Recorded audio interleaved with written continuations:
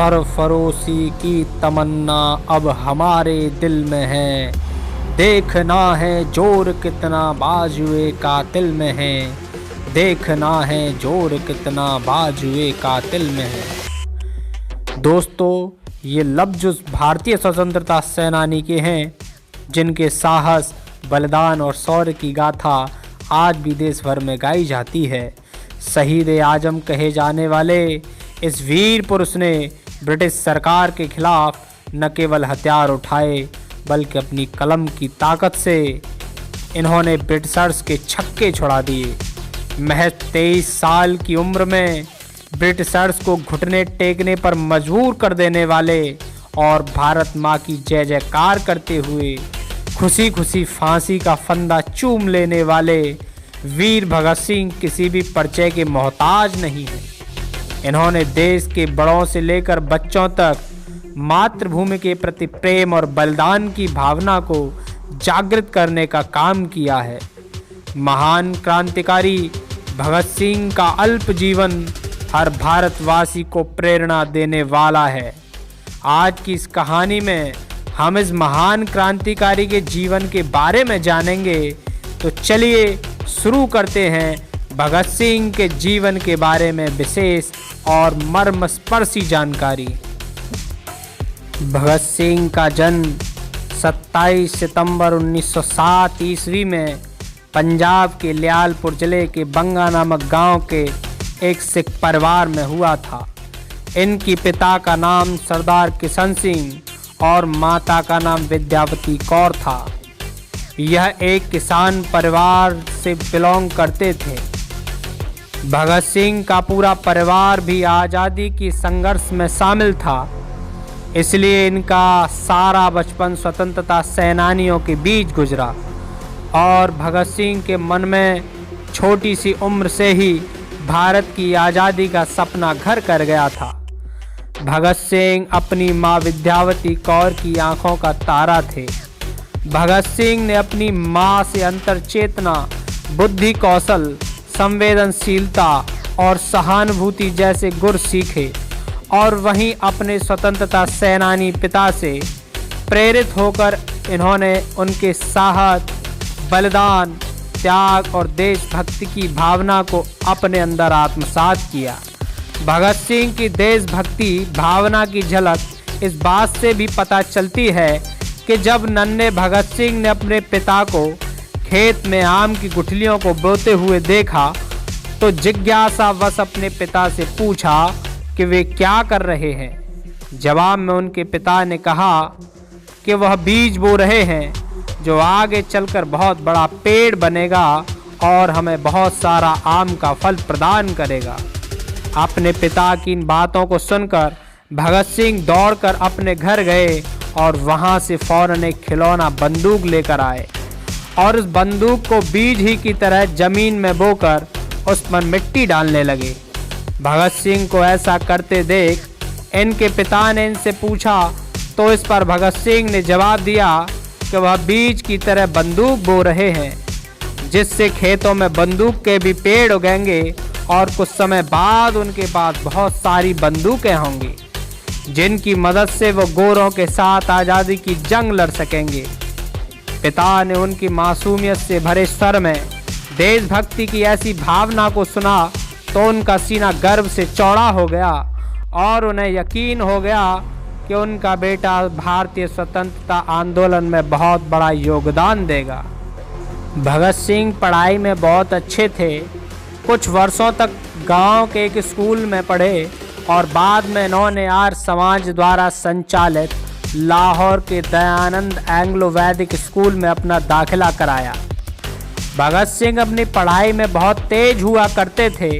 इन्होंने अपने पाठ्यक्रम किताबों के अलावा देश और विदेश की कई मशहूर किताबों का अध्ययन भी किया। इनकी रुचि ज़्यादातर सामाजिक, आर्थिक और राजनीतिक परिवर्तनों की किताबों में हुआ करती थी। दोस्तों, भगत सिंह के नए अध्याय की शुरुआत 13 अप्रैल 1919 को अमृतसर में हुए जलियांवाला बाग हत्याकांड से हुई। इस भयानक नरसंहार से 12 वर्षीय भगत सिंह इतने आहत हुए कि वह अगले ही दिन पैदल अमृतसर की ओर चल पड़े।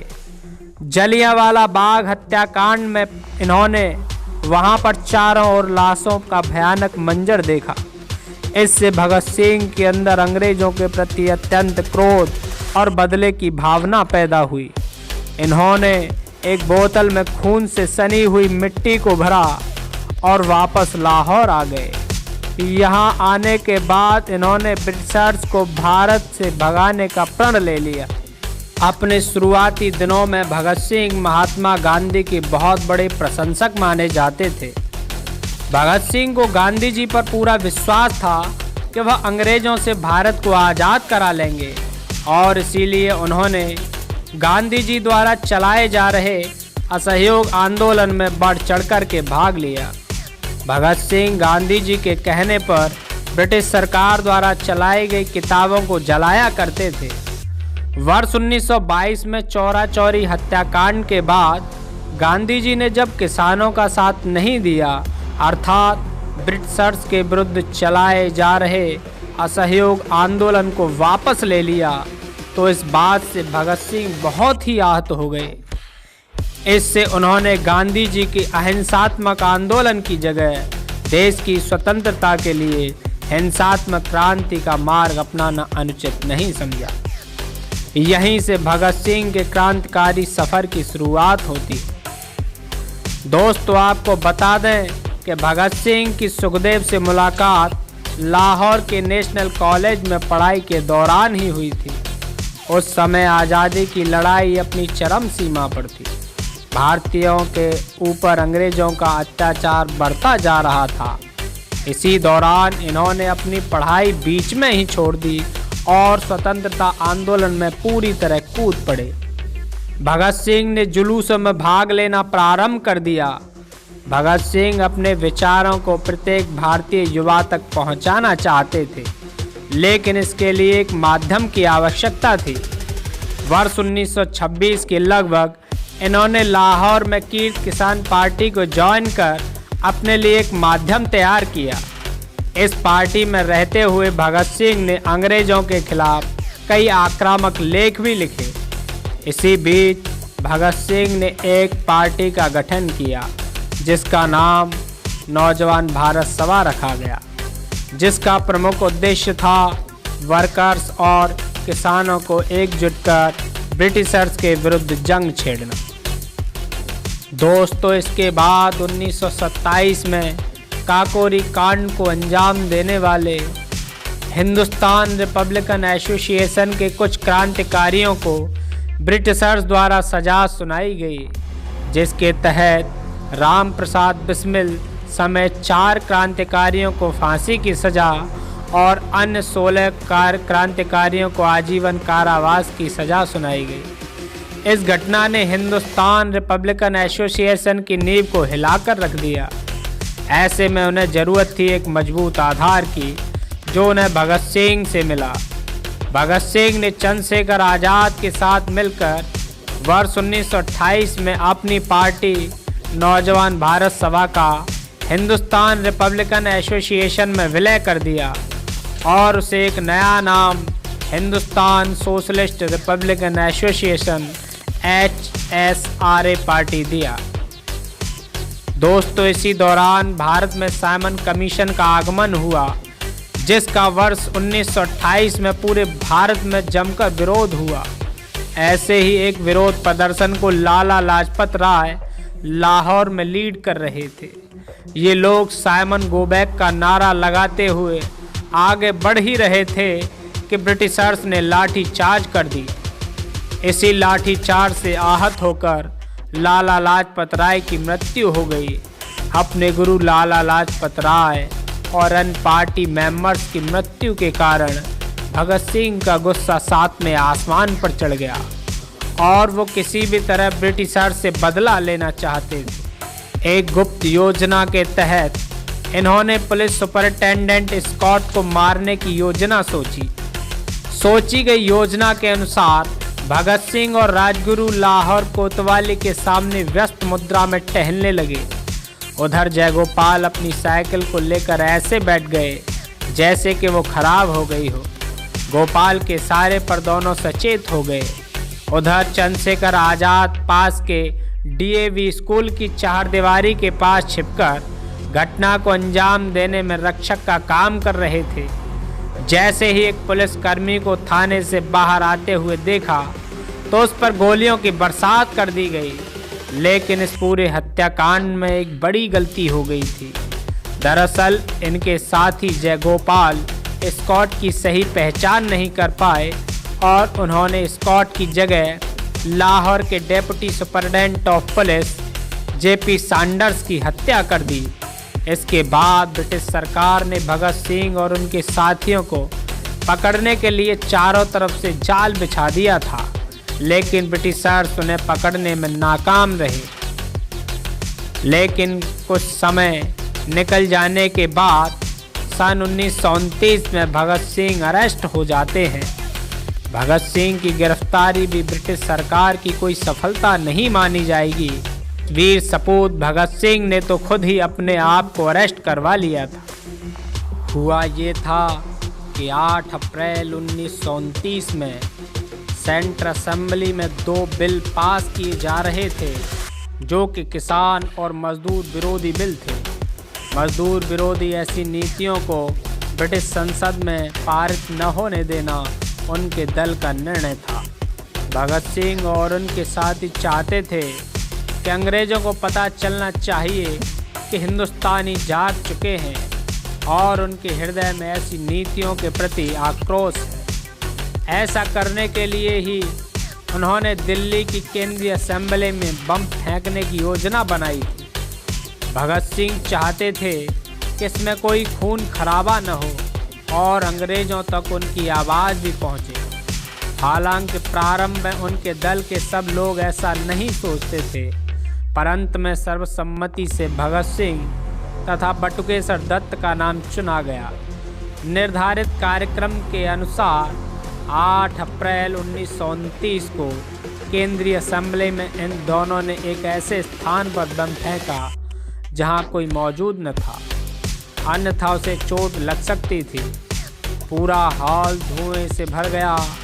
भगत सिंह चाहते तो भाग भी सकते थे, पर उन्होंने पहले ही सोच रखा था कि उन्हें दंड स्वीकार है, चाहे वह फांसी ही क्यों न हो।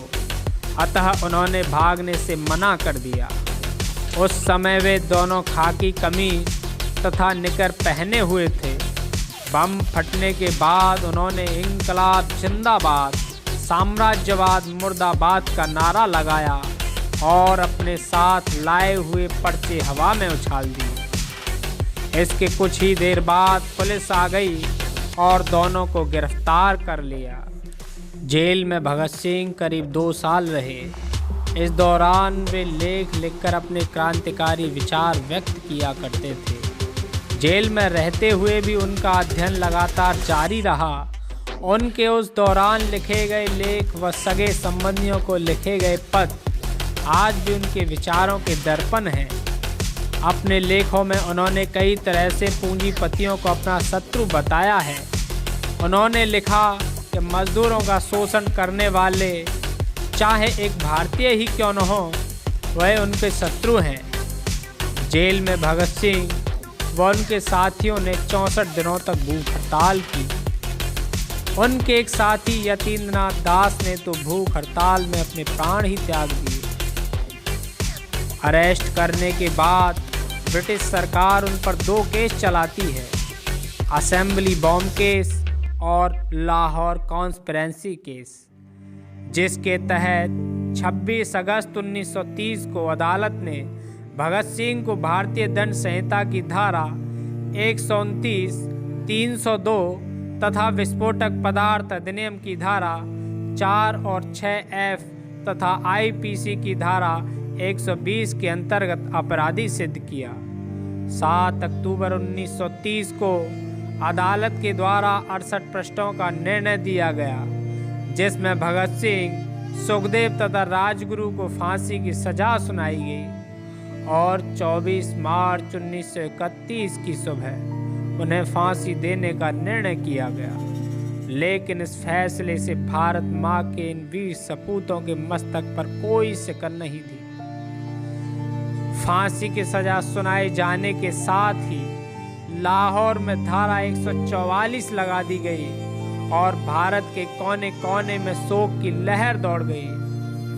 भगत सिंह और उनके साथियों की रिहाई के लिए भारत के कोने कोने में प्रदर्शन होने लगे।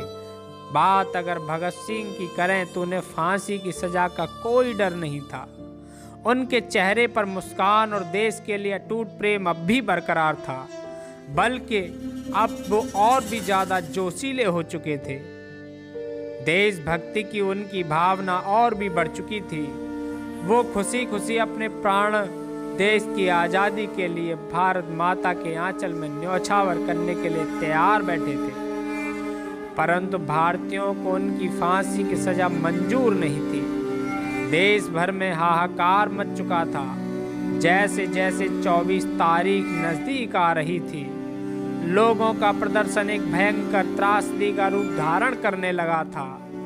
फांसी पर जाने से पहले भगत सिंह लेनिन की जीवनी पढ़ रहे थे और जब उनसे उनकी आखिरी इच्छा पूछी गई तो उन्होंने कहा कि वह लेनिन की जीवनी पढ़ रहे हैं और उन्हें वह पूरी करने का समय दिया जाए। कहा जाता है कि जेल के अधिकारियों ने जब उन्हें यह सूचना दी कि उनके फांसी का वक्त आ गया है तो भगत सिंह ने कहा, ठहरिए, पहले एक क्रांतिकारी को दूसरे क्रांतिकारी से मिल तो लेने दो। फिर कुछ मिनट बाद किताब को जमी पर रखकर भगत सिंह बोले, ठीक है, अब चलो। फांसी पर जाते समय तीनों भारत माता के सपूत मस्ती में गा रहे थे, मेरा रंग दे बसंती चोला, मेरा रंग दे बसंती चोला, मेरा रंग दे बसंती चोला, माए रंग दे बसंती चोला। दोस्तों, 23 मार्च 1931 को शाम में करीब 7:33 पर भगत सिंह तथा उनके दो साथियों सुखदेव व राजगुरु ने इंकलाब जिंदाबाद का नारा लगाते हुए फांसी के फंदों को खुशी खुशी चूम लिया। परंतु उनकी विचारधारा, उनके देश प्रेम और उनके जज्बे की कहानी आज भी भारत के कोने कोने में बड़े ही उत्साह और गर्व के साथ गाई जाती है। उन्हें यह फिक्र है हरदम, नई तर्ज ए जफा क्या है, हमें यह शौक है देखें सितम की इंतहा क्या है, सितम की इंतहा क्या है। मैं भी भारत माँ के इन वीर सपूतों के लिए 2 शब्द कहना चाहता हूँ। जब आप शहीद हुए होंगे, न जाने किस तरह तुम्हारे माता पिता सोए होंगे। मैं तो बस इतना जानूं, वो फांसी के फंदे भी आपके गले में पड़ने से पहले बहुत रोए होंगे, बहुत रोए होंगे।